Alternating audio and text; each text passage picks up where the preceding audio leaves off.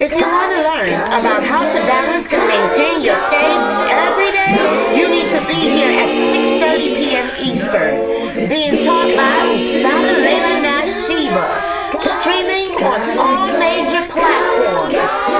Channel SunnahFollowers. Hope to see you there, inshallah.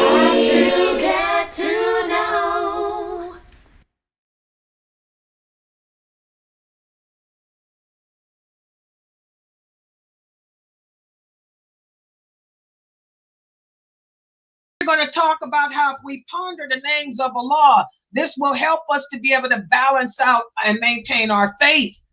Remember, having knowledge of Allah's names and attributes, this is another form of beneficial knowledge. This is knowledge that in turn will help you to want to develop and increase and maintain your faith. Also, by learning Allah's names and attributes, you're not only learning how to better yourself, but you're also learning more about Allah. You're learning how He has described Himself to us. And as you learn about Him, as He has described Himself to us, this will cause you in turn to love Him. This will cause you in turn to fear His punishment. This will cause you in turn to have hope of His forgiveness. That's why we tell you, ponder the names of Allah and ponder His attributes. It will strengthen your faith. Okay? So, as you ponder Allah's names, your faith, your belief in Him will grow in your heart. It will open up and ignite your fitra, because you're learning about the one that you worship. You're learning what makes Him happy with you, what makes Him pleased with you. You're learning how rewarding He is. And this knowledge of Him will cause certainty to enter your heart. And this is what a lot of Muslims are lacking today. My students, some of you who know the truth, but you don't have certainty of faith in your heart. You know the truth, but you'll go to the mosque and a person who's an Ash'ari can come to you and tell you that Allah didn't create this war. How can you say that the war in Gaza came from Allah? Allah is good. Allah is clean. You're saying that Allah would deliberately let people kill kids and children? That's what the Ash'aris, how they are. They don't believe that Allah is the creator of evil either. They don't believe that Allah is the creator of man's actions, that we create our own bad actions. So when they talk to you like that, it kind of makes sense to you, because your jinn causes you to think, oh, that makes sense. And now certainty or doubt or suspicion enters your heart. So you will pick up a sign and you will march with the non-believers. You will march with the gay people, begging America to stop the war, because God didn't send it, America sent it. So I'm begging you, oh president, to stop it. See why we do those things? Ash'ariism. Okay? Another example. If a person has knowledge and understanding that Allah alone can harm and benefit, that only Allah can give and withhold, that only Allah can create and sustain, only Allah can give and cause death, this will produce sincere worship. You'll understand why Laila Nasheeba, why Sheikh Muhammad Saeed Atli, why Kareem Abu Zayd will tell you, ain't nobody got time for all that protesting. We don't protest the qadr of Allah. Allah is the creator of good and evil. Allah is the one that can change what's happening. Allah is the one that gives life. Allah is the one that causes death. So you're picking up a sign, you're protesting against Allah. America can't help you. You better fall back fall back on your faith and make dua to Allah. Now y'all see the difference. Okay? So,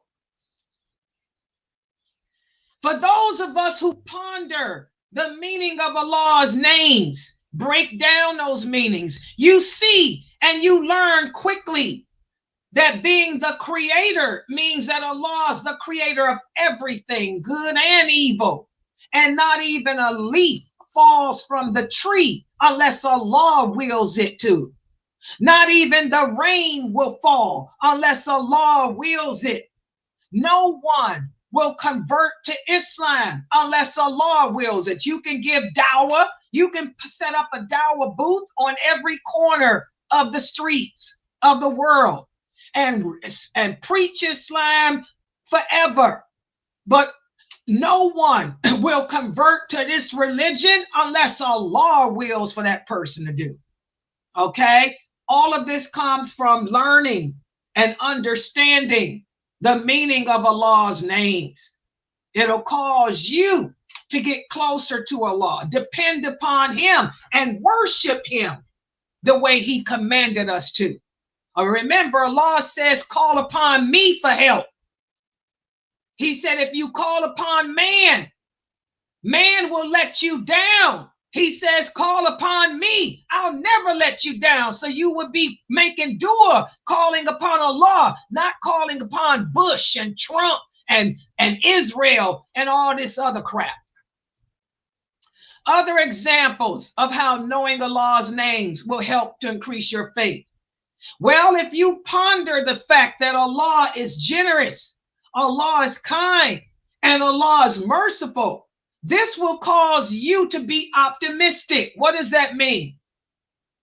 You won't be one of those Muslims freaking out about the war in Gaza. You can't even give a khutbah without crying. And not crying because it's touching your heart. You're crying out of pity. Like I said, when those people tell you, the Ghazians will tell you, we don't need your pity. Don't feel sorry for us. We can handle this. We better than you. We've grown up with war. We do our best at war. We're closer to Allah during times of war. And that's the truth, they are.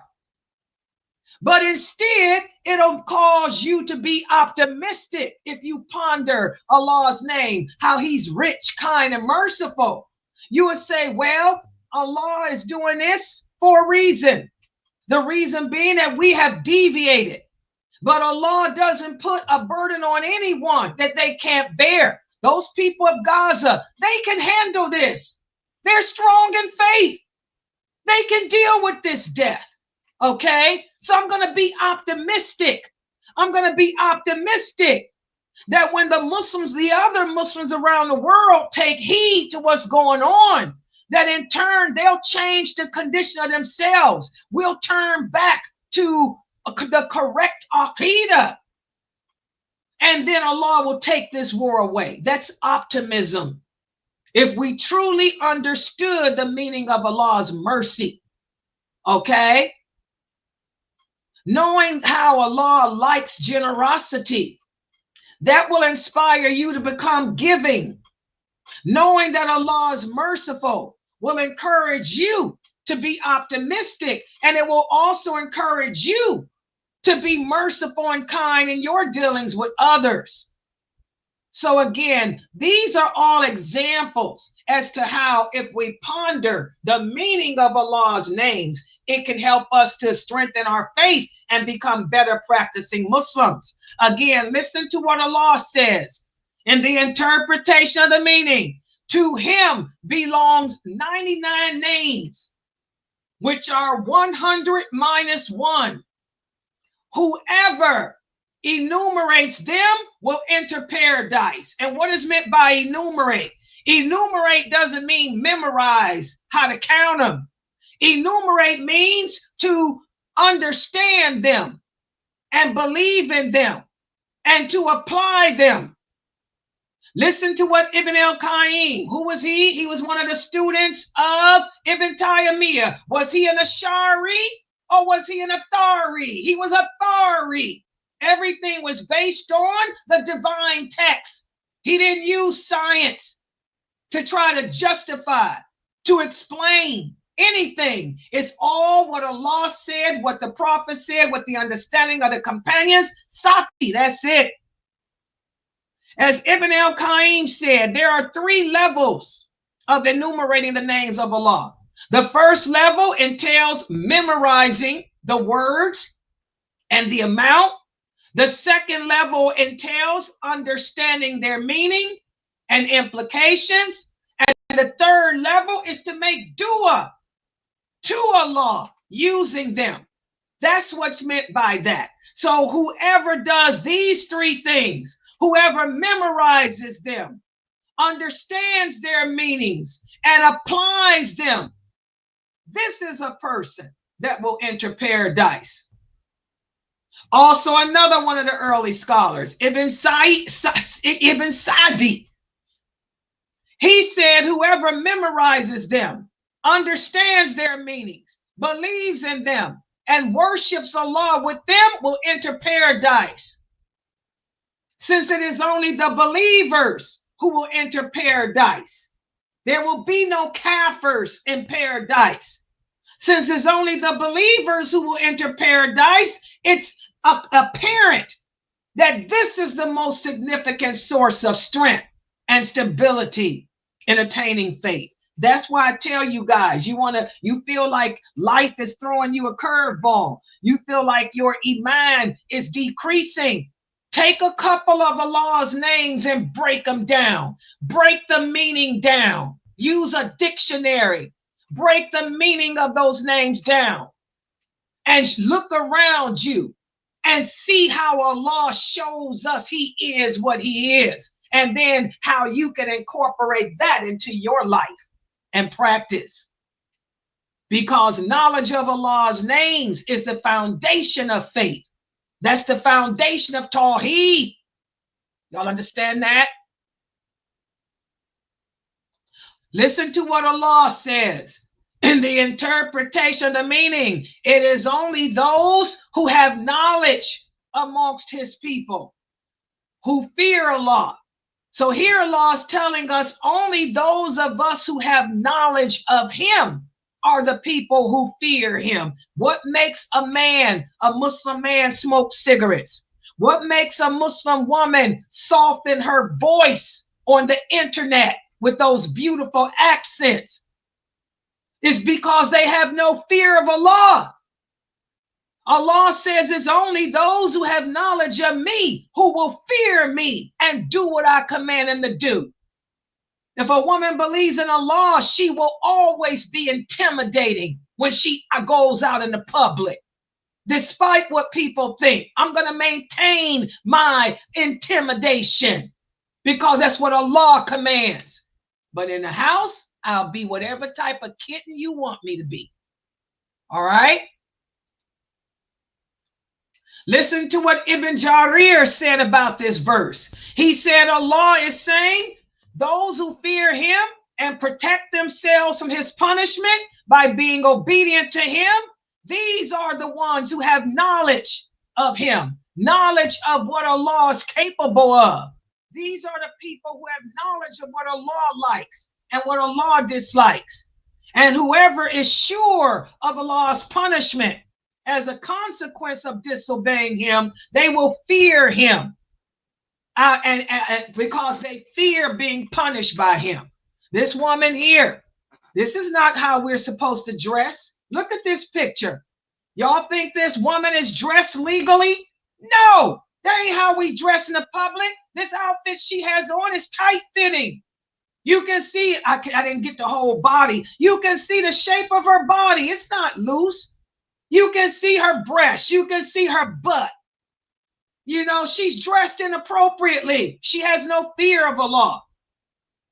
Subhanallah. All right? So, another effective means of developing and strengthening your faith is to learn Allah's names and break down their meaning. By learning His names, you are learning about Him. And in turn, this will cause you to love him. This will cause you to rely upon him, which in turn will lead to the desire to live your life pleasing him, regardless of what the people think. Who cares what the brothers say about me? Who cares what these ignorant women say about me? I don't care what y'all say about my voice. Like Allah says, perhaps you hate something that Allah loves and that Allah brings about a lot of good. I got a lot of new shahadas in here. Okay, subhanallah. You know, maybe I'm bringing about a lot of good. They listening to my words, learning about Allah instead of looking at my face and getting off on my voice because she has a beautiful accent. Oh, my sister, I love how you speak. Oh, ain't nobody here for that crap. All right. And remember, guys, our faith will only grow based on our relationship with Allah. The closer and closer and closer we get to Allah, or the stronger and stronger and stronger we make our relationship with Allah, that's how our iman, that's how our faith increases.